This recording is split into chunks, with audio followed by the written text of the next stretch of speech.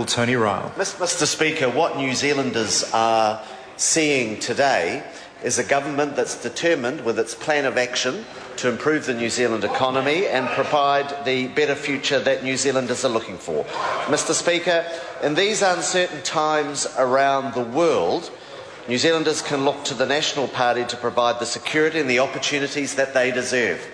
This is a government that is focusing on the things that matter.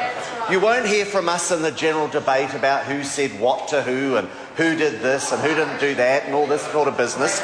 You won't hear from us all about all the little gotcha stories that you just heard in the last 2 or 3 minutes. What you'll hear from this party in this debate is our determination to stick to our plan and the improvements that we can make for New Zealanders up and down this country, because this government is responsibly managing the finances of this nation. We're on our plan to balance the books around 2014-15, which will allow us to strengthen the economy and pay down debt.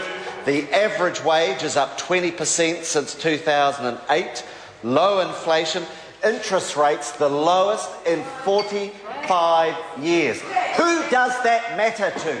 That matters to everyone, because it means interest, it means people pay less on their mortgages, they've got more to spend in the shops, it costs them less to set up their businesses. It really matters. Superannuation up since 2008, up 22% higher than in April 2008, 65,000 jobs created in the economy, peak debt will be about 30% of GDP. This is all good news for New Zealand in difficult times. But it's all at risk when you look at the parties opposite, who oppose everything that this government does to get the economy moving.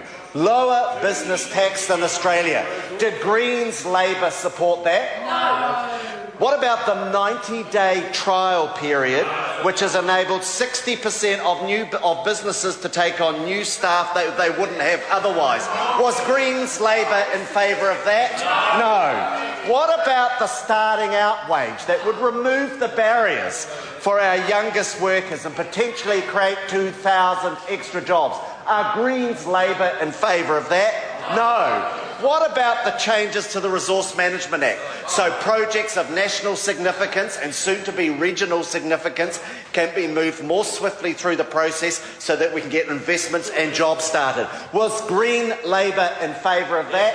No. Another thing that creates jobs.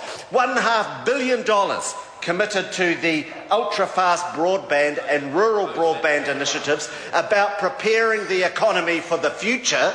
Well, was the Greens Labor in favour of that? No. And what about the $1 billion a year investment in the motorway networks in order to allow producers to get their products to port and to customers faster? Fundamental for a strong growing economy and infrastructure. Was Greens Labor in favour of that? No. And what about all the lower ACC levies for business, which means they have more money in the bank to invest in businesses and create jobs? Were they in favour of lower ACC levies for business? No. Not a word from Greens Labor.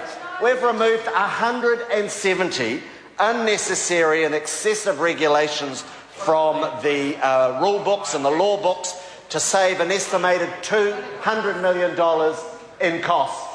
Was Greens Labor in favour of that? No. So my point here, Mr Speaker, is that this government's had a plan of action that we've progressively stepped through, which has delivered real benefits to the New Zealand economy, but more importantly, invested in the future of our economy through strong infrastructure, good regulation and lower taxes and compliance for New Zealand individuals and business. These are the things that matter, and time again, Green Labor has opposed this. Their platform for New Zealand is print the money.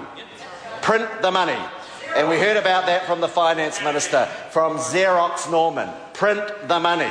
They're spending money that we don't have. They add to the debt beyond what we can afford. And those borrow and spend policies will threaten the low inflation, which has made it more affordable for families, the low interest rates that have made it easier for people to borrow and maintain their mortgages, and the steady recovery that National's policies are delivering for New Zealanders. These are difficult times around the world, but New Zealanders know they have a government that's focused on what matters. Chris Hipkins. Mr Speaker, if that's the best defence the National Party can mount after another shocker of a year for New Zealand under their stewardship,